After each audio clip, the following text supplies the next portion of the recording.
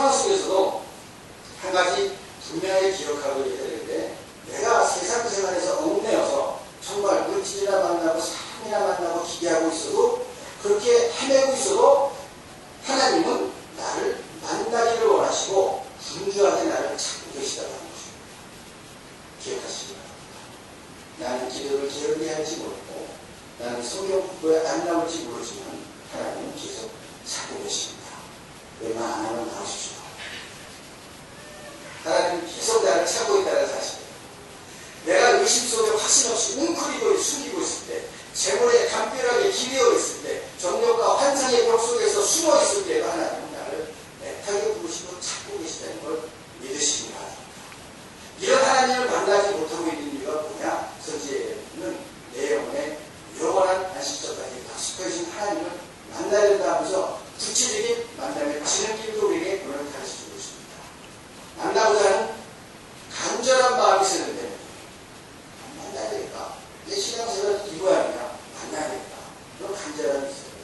잠언서 2장 3절 기하를 보면 그래요. 네 귀를 지혜에 기울이며 네 마음을 명철의 지식을 불러 구하며 명철을 얻으려고 소리 높여 은을 구하는 것 같이 그것을 구하여 감추는 모래를 찾는 것 같이 하라. 은을 구하고 내가 꼭 갖고 싶은 것을 구하는 것처럼 하나님은 간절히 구하라. 찾고 찾으면 찾을 수 있다는 거예요. 또 하나님을 찾는 사람은 히브리서 11장 6절에 있는 말씀처럼 하나님께 나아가는 자는 그가 계신 것과 자기를 찾는 자들에게 상 주시는 힘을 믿어야 하지. 하나님 찾는 사람에게 상 주시겠다고 하는 거예요. 좀 찔리는 분들이 많을 거예요. 근데 좀 하나님 찾는 일 없다가 교회 오니까 하나님 찾으셨습니까? 그러니까 우리 만남 그러면서 우연히 아니고 어떻게 해주시겠는데, 찾는 사람한테 상 주신다고 하는 거예요. 사람의 이름은요, 마음 먹기 나름이거든요. 적극적인 마음이 있어야 되고 간절한 마음이 있어야 돼요. 요즘 별로 아니면 뭐냐, 예전에는 그 카네기의 책 굉장히 많이 읽었습니다. 미국의 강철왕 카네기. 여러분 기억하시죠? 강철왕 카네기. 저는 그 초등학교 3학년 때 카네기 정신을 배웠는데 제가 쉽게 읽었어요. 2000년대 카네기 위인전에서 글이 문제였습니다. 그 어릴 때 읽은 것 말이요. 거기에 나오는 사파까지 기억이 나요. 페이지까지. 오른쪽 페이지를 보면 카네기 위인전입니다. 나무가 있고요. 카네기가 무더기 입고 있고 애들이 돌 던지는 자입니다. 학교 가보면 애들이 돌 던지면서 거지기자로 놀렸어요. 카네기. 그래서 일을 갈고 돈을 벌렸어요. 돈을 벌었죠. 카네기 문제는 거고 있어요. 일을 갈고 돈을 벌었기 때문에 전부 독점이에요. 강철도 독점. 그때 철도를 넣기 때문에 엄청나게 많은 강철이 필요한데 카네기가 철도가 독점을 해버립니다. 그래갖고 자기 마음대로 값을 올리고 그래갖고 나중에 록펠러가 카네기 그 강철에 손을 대요. 그 독점되는 걸 풀기 위해서. 그 정도로 카네기가 돈을 무서웠던 사람인데, 이게 부정적인 측면이죠. 한편으로는 자수성가가 위대한 사람이지 하지만 한편으로는 나중에 돈을 벌었을 때는 부정적인 측면이 참 많아요. 근데 그 사람이 나중에 책을 쓰면서 마음이 바꾸는데, 생각이 사람을 바꾼다는 그 카네기 책이 있어요. 거기 보면 뭐가 나오냐면 유명한 세일즈맨이 하나 나옵니다. 이 사람이 원래는 제리 아사무라고 하는 하와이의 왕족 출신. 근데 하와이 왕가가 없어졌잖아요.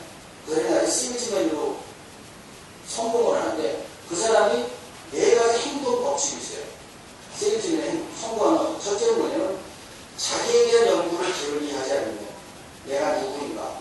내가 어떻게 미칠 것이고, 내가 하는 말을 어떤 사람한테 어떻게 공감 얻을 수 있는가? 이 세일즈맨이 중요해요. 자기를 모르면 안 돼요, 세일즈맨. 내가 누구인가? 이거 연구해야 되고요. 두 번째는 뭐냐면 행동보다 생각을 먼저 해야 되는 거예요. 그 사람은 딱 세일하기 전에 그 사람을 연구해야 돼요. 상대방. 프로파일러라고 해서 이 사람은 이렇게 얘기하면 됩니다. 연구하고 생각해야 되고요. 셋째는 목표가 분명해야 돼요. 팔아야죠. 아무리 떠들면 돼요. 나중에 사게 만들어야 돼요. 네 번째는 뭐냐면 언제나 적극적 재생이면 돼요. 하다가 내 것 같다. 물러서지 말고 끝까지 해야 돼요. 언젠가는 품질이 괜찮고 자기가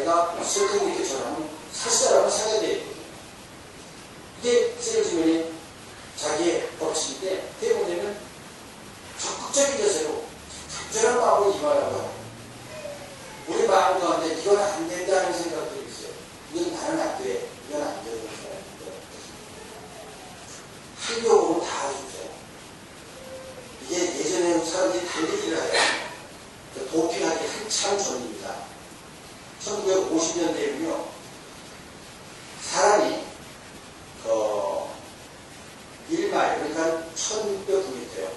1500m, 1600m라고 생각하면 돼요. 1마일을 사람이 4분 이내에 뛸 수 없다고 생각했어요. 그래서 1600m 정도로 하대요. 4분 이내에 뛸 수가 없대요. 그래서 아무도 그 벽을 넘어서려고 안 그랬어요. 그거 하다 잘못하면 심장마비 죽으라. 그래갖고 그건 당연히 못하는 것으로 생각을 했습니다. 어떤 사람은 거기다 또 아주 수십 가지 틀어갖고 야, 트랙을 4바퀴 돌고 4번에 4분의 1이야. 4곱하기 4분의 1마이잖아요. 트랙은 4바퀴, 4번에 4분의 1이야. 이 사이에 하나님 완전한 숫자를 인간은 깰 수가 없다. 그래갖고 1마일을 4분 안에 깰 수 없다. 이렇게까지 해석을 했어요.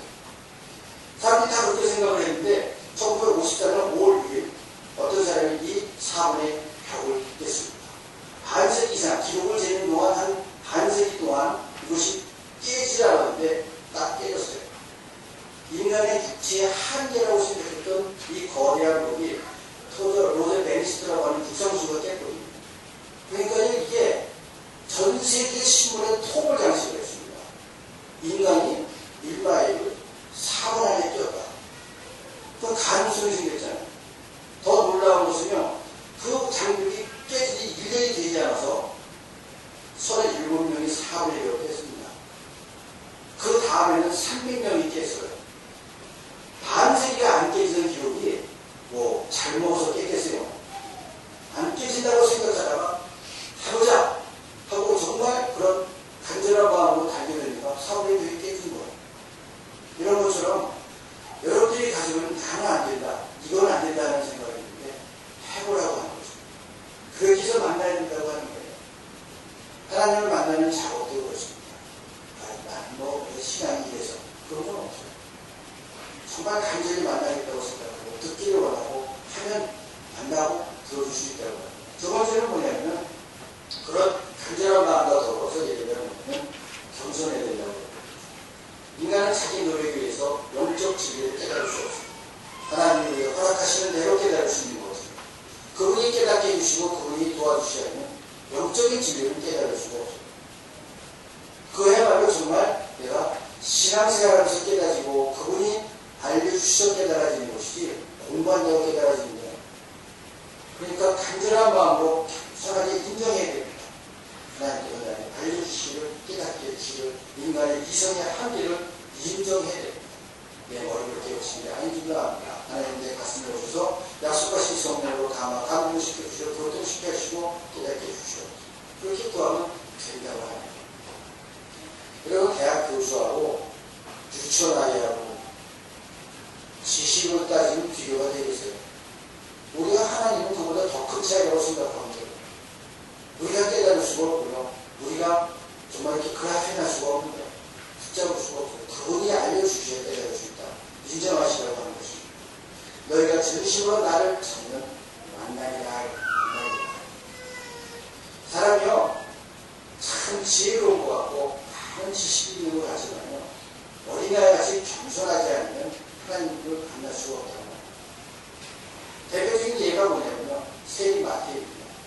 세리가 뭡니까? 세금 계산하는 자라네요. 그러니까 계산이 얼마나 빠르겠어요. 저는요 모든 사람들이 다 계산을 비슷비슷하게 하는 줄 알았어요. 근데 내가 어떤 사람을 만났는데요 아니더라고요. 그 사람은 딱 은행에서 이자를 딱 보면 1년에 얼마, 한 년에 얼마 나는 건 이 계산이 그냥 나와. 나는 그 주판을 두드려도 얘는 도대체 얼마나 되네요. 한참 생각을 해야 나오는데요. 계산이 빠른, 세미 빠른 사람은요, 이자가 얼마? 얼마나, 그럼 얼마네? 이게 그냥 나오고, 모든 걸 그렇게 본대요. 그 하는 얘기가 뭐냐면, 목사님, 계산이 너무 빨라도 피곤해요. 숫자가 다 보이고 피곤하는 거야. 야, 사람들이 이게 다구나. 세미 빠른 사람이 있습니다. 마태가 세미 얼마나 빠르겠어, 세리가. 얼마나 빠르다. 이 계산에 빠른 마태가 예수님의 부르심이 있을 때 계산한 것이 무엇일까? 예수님이 나를 따라 했을 때 마태가 무슨 계산했을 것 같아요?